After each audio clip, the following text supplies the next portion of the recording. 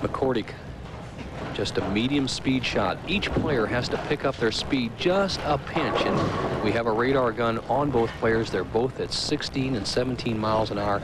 Ideally, 18 would put them right solid in the pocket every shot.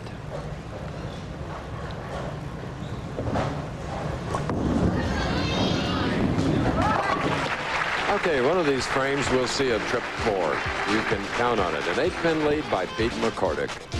Camera angle that our producer Carol Eddy and director Ned Simon are going to try today. I think we'll all like it. Right down there in front of the pocket on the right-hand lane. And here, this is how you'll see that ball coming right at you, right into your home. So Del Ballard up on the approach, playing that wide swing shot. We'll see how it looks. The match right now, Ballard in arrears by 8. 7th frame. Come on, baby. Here. And Del got his wish, which you heard.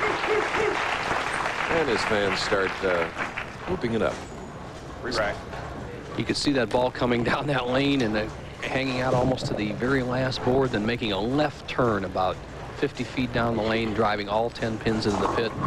Now, Ballard, who has struggled here on the left-hand lane, needs a strike to take the lead for the first time. Taking a double re-rack, Chris, and what the problem seems to be is the pin setters are so fast here that sometimes they set the pins and they just jiggle off spot slightly, and so the 3-pin just moves slightly off spot, and in a critical point in the match, he needs them on spot. Leading money winner at 89 is ready. Look good, baby. Come on. You see, there's a tip. You got to talk to those pins, folks. You got to talk. Well, I'll tell you, that ball, that 16-pound ball, gave those 3-pound, 7-ounce pins the message, as you see McCordic for the first time trailing in a match. Carefully sets himself, has that index finger covered with a little tape. That's his key spot in his swing. He tries to make his swing feel off that index finger. Converted to split, leaving the 3. Peter's struggling with speed, needs to pick it up. And when you pick up your ball speed, as you see Peter's drifting a little bit high here, you need to either get a longer push away and a longer approach. Don't try to muscle it with your arms. Step back on the approach a little bit, a la Marshall Holman, and pick up that ball speed with the legs.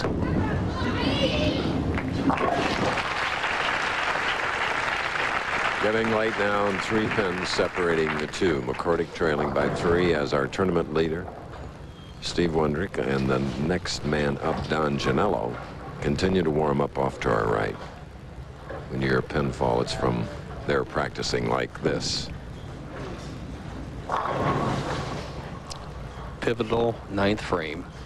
McCordic would like to have that foundation strike, trails by 3.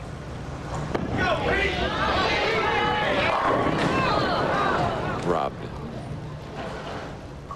Remember, he won the first game by 3 pins, 225 to 222.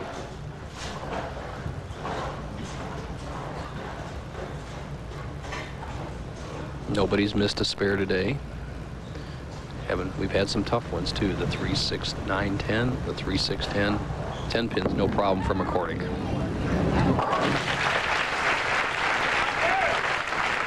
And now, with a double up, last week's winner, Del Ballard, shooting in the 9th frame.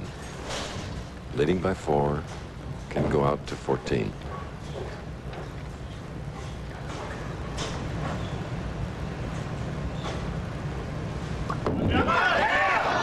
Hit it, hit it.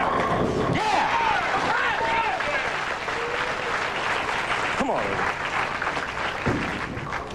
I'll tell you, when you're red hot, the pins know it. Watch the action of the 5-pin as he drives it over here into the 4-7 area. The head pin comes back off the sideboard and takes out this 4-pin. Here we go. This is power. He leaned back for a little extra. The head pin goes to sideboard. It drives itself back in the 5-4-7 area. Just made those pins dance, and now he's in a position to shut out McCordic with this strike. That's a good shot. Hear what Del said? That was a good shot. Well, there's not always a guarantee of a strike. There's a few solid 10s for everybody this week. McCordic, with a mark, he would need 8 pins to lock up the match.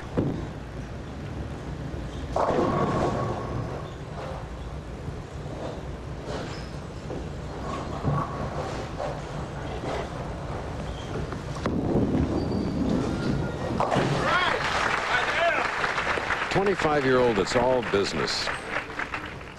So is this man at 35 years of age. Both players know the score. McCordic can only hope.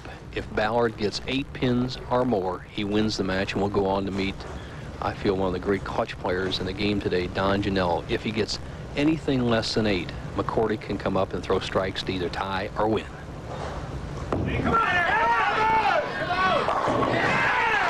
So we've had 2 matches, 2 different winners. Ballard moves up, beats Don